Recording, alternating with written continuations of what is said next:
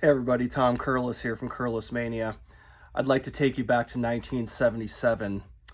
Pink Floyd are promoting their Animals record on their tour, their Humongous In the Flesh tour in Montreal. And I think it's the last date of the tour. And Roger's trying to play Pigs on the Wing, and people are setting off fireworks. A lot of drunken, crazy, loud people in the audience. It's pissing him off. And finally, there's this one guy that comes up clamoring up to the stage and start yelling and screaming for money, saying, play money. The hit that Roger, everyone was getting tired of. He ends up spitting at this fan. And by the end of the show, he's disgusted with himself. And he said, I can't believe that I did that. I just feel so isolated from this audience. I don't even know who they are anymore. And honestly, I wish I could build a wall between myself and the audience.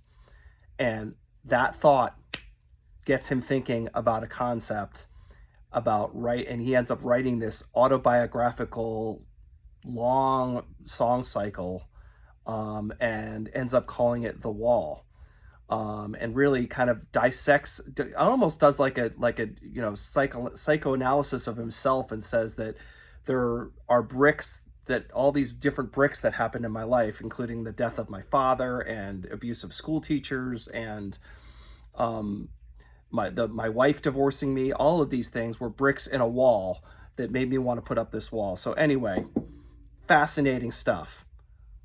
Love The Wall. Pink Floyd, released as a double album in 1979. They toured it in extravagant fashion as usual with Pink Floyd, and they did a movie. All of this driven by Roger Waters, which caused rifts in the band. Hence, this is the end of the classic era. Rick Wright never even finished this record and really didn't come back to the band until the Division Bell, officially, in official fashion. And so really, this is the end of the classic era. And it's a fascinating glimpse into Roger Waters. He just lays it all out there. It's amazing.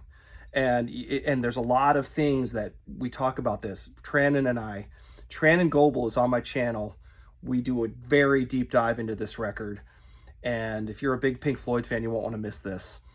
Tomorrow at 4 o'clock, Trannon Goebel's on Curlis Mania, and we do a really, really deep dive on The Wall. So check it out. It's really interesting. This album is fascinating.